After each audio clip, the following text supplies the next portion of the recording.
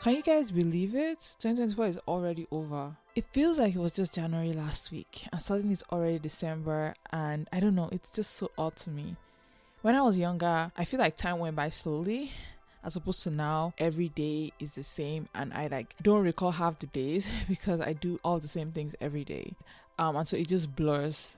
This year went by so fast, and we had a lot of good dramas to accompany us this year. I feel like 2024 was a good year for dramas, like a really, really good year. I feel like a lot of the best that I will ever like came out this year, and I am just so thankful for the drama gods that bestow all these dramas upon us, because honestly, this is my passion. I just love watching dramas so much, and I am sure you guys do too. That's why you are going as far as to listen to podcasts on dramas. That shows like a real interest in dramas. And so, yeah, I feel like it's been a good year for dramas, and I just wanted to talk about some of the best dramas I have watched this year, some of the bad ones, and some of the ones that I'm just like, what the hell was that? I feel like I've had like different reactions across the board with the different dramas I've come out this year. But yeah, just like last year, I would like to talk about those dramas that, stayed with me, either in a good way or a bad way. They just stayed with me. So yeah, that's what this episode is going to be about. Now, before I start, I do want to mention, just as a disclaimer, that this is not an exhaustive list of all the dramas I've aired this year. This is just the dramas I have watched. And amongst that, I'm just picking the dramas that, spoke to me in some way. So if you don't see a drama on this list, it's not because drama is not the best drama to exist that you think, but it's just not a drama that I have watched, most likely, right? And I'm the kind of person that I don't necessarily watch dramas as they air. Some dramas, it takes me days, weeks, months, years before I get to them, right? So don't be disappointed if you don't hear me talk about drama that you like. A lot of dramas that I'm going to talk about in this episode are going to be dramas I've actually covered before. So actually, as I go through all these dramas, I will mention the ones that I have already done a review for, so you guys can go back and check out my review of that drama. And so yeah, let's get right into it. Starting us off is Best Romance. This is a drama that spoke to me in terms of just romance, in terms of like romantic feelings between characters, the way it's portrayed, the way it's delivered, and dramas that just spoke to me in terms of like giving you that giddy feeling inside, right? I am giving this to 2 dramas, and I promise this does not happen a lot. I'm not gonna like give multiple dramas the same award, but in this case it's just so difficult because I feel like dramas are just like geared towards romance by default to an extent that it's just so hard to pick best romance because there's so many dramas that are in this genre and so many of them are good. But I am going to be giving it to 2 dramas that are tying for this, and it's My Lovely Runner and When the Phone Rings. My Lovely Runner was one that I really enjoyed. I covered this as well, so check out my previous review. This is drama that had one of the most pathetic male leads to ever exist, and it was just a really good drama about like 2 people that really just liked one another. They just really, really like were into each other, and for me, I think that's as good as it gets when it comes to romance, right? And so I don't know, I just really, really like that drama. It's like easily the most popular drama to air in 2024, just in general, I feel like. And yeah, I think I'm going to give that to My Lovely Runner. Same thing with When the Phone Rings. Even though it's not done airing as of the time of this recording, I will say that for those who are Wattpad girlies, you know what I'm talking about. This reads like a fan fiction, right? Every single thing about this is so fan fiction coded, from the secret marriage to like the cold male lead and the mute female lead. Everything just screams fanfic, and I think that's an element that makes for a good romance. I don't know, like I feel like because that's what people want, right? That people are going out of their way to make fanfics like this. That tells you that this is something that people eat up. And so When the Phone Rings is just it. It's that girl right now, and I am currently covering this, so check out my previous review episodes about this drama. So yeah, those 2 dramas take best romance. But yeah, moving on, next on the list is the best mini drama. Best mini drama, I'm going to be giving this to Spaceless. Spaceless is a drama that I watched, I think, mid of this year to late of this year, and this is a short, it couldn't have been more than like 40 minutes, like drama, right? And I call it drama in terms of that, like, it's a piece of work, right, that you're watching, but technically it's like a mini movie kind of thing, right? But it was so well done in terms of like the story, the acting, everything was just amazing. Cinematography, everything was just so well done that like at the end of it, I was in tears.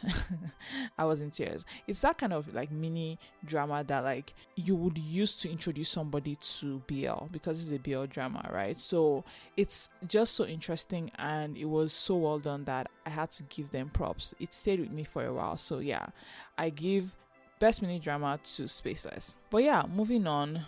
Next category is top couple. This is basically the one true pairing. These are people that they, you know, they would die, be reborn, and still like find each other kind of thing. Like this is a couple that I'm like, they are each other's like biggest fan and that kind of thing, right? And I'm giving this to You Are My Lover Friend. This is a Chinese drama that I just there's something about like friends to lovers that just like I love so much, right? The idea that like it's somebody that you've known for a long time and you're still able to develop feelings for them, it's just an amazing concept, and this drama does it so well. And I will coming up later, I will contrast this with another drama that does not do this well, does not do the friends to lover trope well. But yeah, I would say that You Are My Lover Friend was able to show us friends that like genuinely cared about one another equally. Oftentimes you will find one where it's one of the friends that, you know, is pulling all the weight in the relationship, right? In the friendship.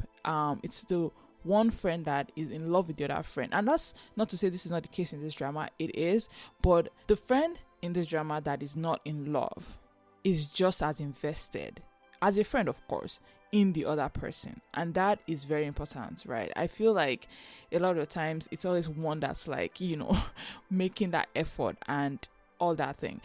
In this, it's not like that. They both equally care about each other so much, right? And one of my favorite scenes in this is actually when the like friend that is not actually like romantically into the other friend like breaks down when they think their friend is in trouble or was hurt or anything. And that just, I don't know, just something about it that it's not really just about the romance. It's that like these people just are good people and they care about one another so much. And I feel like that is as good as it gets with a couple. Like you want a couple like that. This is like, if you're thinking of like a real world scenario where it's not like a drama kind of thing, this is actually a couple that like makes sense for like the real world, you know, because they are so healthy, they communicate so well, and they just never let misunderstandings sit. And that's just a good recipe for like a good couple. So yeah, I'm giving top couple, best couple to You Are My Lover Friend, because amazing. I covered this as well, so check out my previous review about this drama. Now,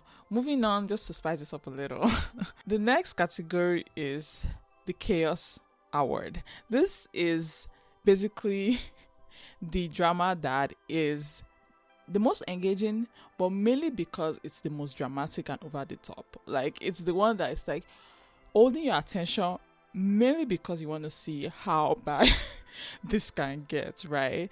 And again, this award is actually an award that is positive. Like it's a good award. There's a similar award, similar title that I'm going to talk about later that is not a positive one. In this one, I actually like this drama. I like the fact that it's dramatic. I like the fact that it's kind of like makjangi, to like use that Korean term, right? And yeah, I am giving this award. I'm giving this to My Stand-In, which is a Thai drama that I watched a little earlier this year. Guys, when I talk about My Stand-In being one of those dramas that kept me up at night thinking about it, like that was the drama. Like this drama had all the recipes. It had people like possessing other people's bodies like things that make no sense. He had one of the most toxic male leads to ever exist. A toxic male lead that I will say I was in support of. That's how bad it was. Like this drama had me supporting the toxic male lead. Even though I'm of the opinion they are both toxic, just in different ways. And I think that makes this kind of okay. So even though the male lead is toxic, I feel like the main character, like our protagonist, is also problematic, right? And that's what makes this drama so engaging. Like you can't like feel bad for the protagonist because I feel like he's brought this upon himself to an extent. Not because like he's trying to be toxic, he's just like, I don't know, there's just something about it. He's just so in love that makes him toxic as well. I don't know. Yeah, so yeah, my standing, I covered this as well. So check out my previous reviews about this. But yeah, moving on. The next is the Hidden Gem. This award I am going to be giving to My Cherry Amour, which is a Thai drama that I really like. This is a drama that I was not expecting to like, and I feel like it hasn't gotten a lot of attention, but it's really good, right? Like, it's so good, and it's very engaging, mainly because the female lead, the protagonist, is also super engaging. Like, she's just an interesting person, especially given the time she exists in, because it's sort of an historical kind of like Republican drama, like era, if you're thinking Chinese drama, but this is a Thai drama. So it's around that period where you see the innovation, you see the Western ideas coming into Thailand, but they are still pretty conservative about some things. So our female lead, for example, studies abroad and everything, and so she has that Western mindset, but she still exists as a Thai lady, and that kind of like clashes, and that's just very interesting to me. And so this drama is very good. I really like the male lead. I feel like the male lead also sells this for me. There's something about a drama that when they can dress the male lead well, it kind of makes the drama, and that is the case here. That the male lead is just so well put together that when they tell you, or when they like are trying to show you that this is a judge, this is somebody that is soft-spoken, cares about his family, he is, you know, a proper gentleman kind of thing, right? When you actually see the male lead and how he portrays it, you're like, yes, I believe you, right? And I just love when a show is able to show me that, right? And so yeah, I don't know, this is just one of those dramas that I just like. Very good. You guys should check it out. I do a review of this drama in a previous episode, so do check out like my first impressions about this drama in that episode. Then moving on to the evil twin of the earlier award I talked to you about. This is the evil twin of the Chaos Award, called the Top What the Fuck drama. What the F drama? This is the drama that I don't understand, and I mean it's in a negative way. This is a drama that I'm just like, what went wrong? Why is this bad? This should not be bad. This was not meant to be bad. And this is a drama, The Impossible Year. If you know anything about me, guys, if any of you have listened to my podcast long enough, you will know that I am a huge Ije fan. I feel like he can do no wrong. And this is coming from Alchemy of Souls. And for those who don't know, Alchemy of Souls is one of my favorite dramas of all time. It's also the drama that started this podcast. I love this so much. I had to start a podcast just to talk about how much I loved that drama. And so I am a huge Ije fan. Ije can do kind of no wrong in my eyes. And is this a disaster in terms of like, this was not what I would have expected, because I was waiting for this drama to air for almost a year, right, since I heard it was being made, and it came out and it was so disappointing, like so disappointing. I don't understand why it wasn't well made. Like, this is the thing I struggle with dramas that are starring popular actors or actresses. I never understand why it's always the plot that fails. Like, I never understand why these actors take on stories that aren't well written, given how, like, I don't know, I just feel like it makes no sense that everything is good. They have a good budget. Disney made this, right? They have a good budget, they have a good everything, and the story is just trash. I just don't understand. And that was kind of the case here. I was just like, what the fuck? Like, what the hell is this, right? And so that was something I was like, it's kind of a shame, because I was waiting for this for a long time. I will say that, like, Ije still kills it in this drama. He's the kind of person that, like, his acting is just chef's kiss. He knows how to act, and amazing actor, but like the story just faltered very quickly, and it's kind of a shame, because he had a good premise, right? And they just turned it into this like Mark Chang weird thing that I was not vibing with. And so yeah, I just it's a shame. I don't know, like, this sound is actually really painful for me, because I'm such a huge fan of him, and I just feel like it could have been better, and I don't understand why they made it so bad. Like, I'm not ever sure if they have like quality assurance people that like look at the drama as like, this makes no sense, or are they all like in their ears in like the writer's room and they just don't realize that what they're making is not good. But yeah, that is my top what the F drama. Moving on to my top historical drama. This is a drama that just best historical. I liked it. I like the cinematography of the like time they are using and everything, and it just is really good. I want to give this to Blossom. Blossom just finished airing as of the time of this recording, but for those who don't know, Blossom is a Chinese drama that honestly is just fantastic. When it comes to color, light, acting, chemistry, everything is just given. Like, it's so well done. The writing is so good that like this is like a dark horse. I feel like this is the kind of drama that takes everything by storm, because this drama I feel like came out and it hit the charts immediately because it's so good. And I guess I should not be shocked to an extent, because the director of this drama is the same director of, you know, The Butterfly Lover, The Killer Is Also Romantic. These are like short historical dramas that are very good, and you can tell it's because the director just is able to use his limited budget to make something beautiful. And so I guess I should not be shocked that it's good, but honestly I am just blown away by this drama.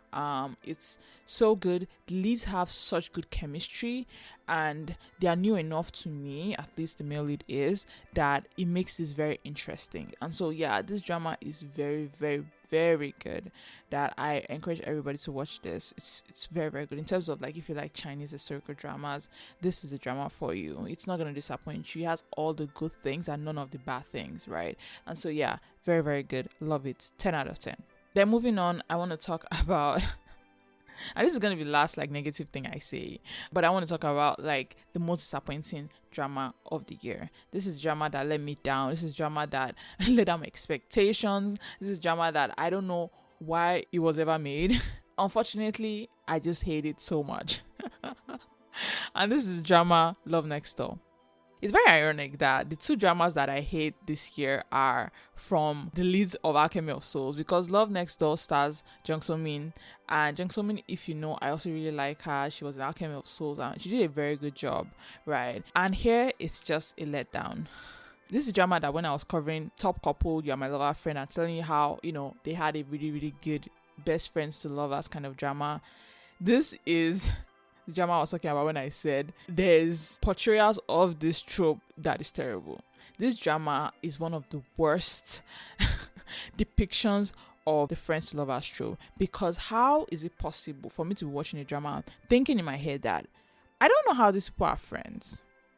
Like, I don't know how I'm supposed to believe these people are friends. They do not seem like friends. These are people that will pass each other on the streets and never become friends. And maybe to an extent that makes sense, given that it's actually their parents that are kind of the friends, but still they portray them to be childhood friends. They portray them to, you know about each other well, and yet the depictions that I saw was just terrible, especially the male lead. The male lead was very problematic to me in a way that he used to put down the female lead so much that I think they tried to play it off as being that like they're dynamic, but it just seemed like he was just mean. Like, there were scenes where he was just mean, and I'm like, there's no reason for him to be like this. Like, if the female lead was on his level, on par, and was like, they had that rapport going on, then I'll be like, okay, it makes sense.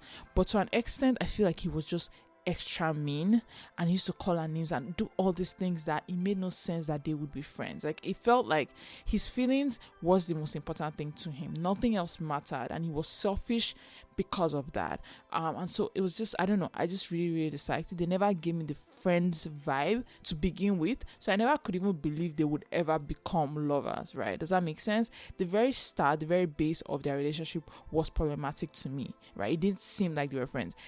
The female lead had another friend, right, that was like this EMT worker and everything. That was an actual friend. That was someone that was like, okay, that makes sense. Like, their friendship made sense. But the male lead himself was terrible. Like, I don't know how to explain how much I disliked the male lead. And yeah, so this drama just was a letdown, even though I like the two actors well, but I think they just do not have the chemistry that makes me believe these people would have known each other for a long time, right? So yeah, Love Next Door comes out as being the biggest letdown of 2024. Now moving on to the penultimate category, Top BL. Honestly, I don't like putting BL in a category because BL, I feel like, transcends just BL. Like, you should be able to just be in any genre, right? But honestly, I had to talk about this drama because there's no other place for me to put it, and I need to like mention it because it's like easily one of my favorite dramas, right? And so top BL goes to Love for Love's Sake, because oh my god, for those who don't know, I covered this as well in a previous episode, probably like one of my earlier episodes of this year, because it came out super early. And I remember, it's funny, I remember mentioning in that episode that I don't want to rate this as like my top 2024 BL because the year is just starting, and I was right to make that like choice, because honestly I feel like 2024 had some of the best BLs I've ever watched, right? It was just a good year for BL in general. Love for Love's Sake is like deeply personal to me in terms of like, I just really like this drama. I think that it was well made. It was one of those dramas that came out of nowhere. I feel like I had no idea about anything about this drama before it came out, and so when it came out, it was just so interesting to me, and I just like loved it very, very much, right? The acting was good, the story was very, very good too. It kept you engaged, and I just, yeah, very, very good. I again reviewed this drama in a previous episode. Check out that, and you know, watch this drama if you've not, because honestly you're missing out.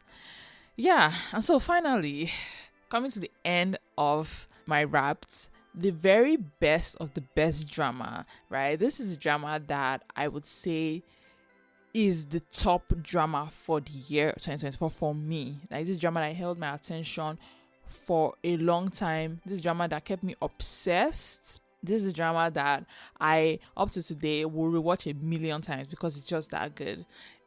It's actually two dramas, guys. I'm sorry. I had to. I'm sorry, because I don't know. I couldn't choose one or the other, right? And I could not put them in any other categories. I had to like put both of them here because they kind of tie to me. It's a tie. Like, I love them both so much. One aired earlier this year and the other aired later in the year.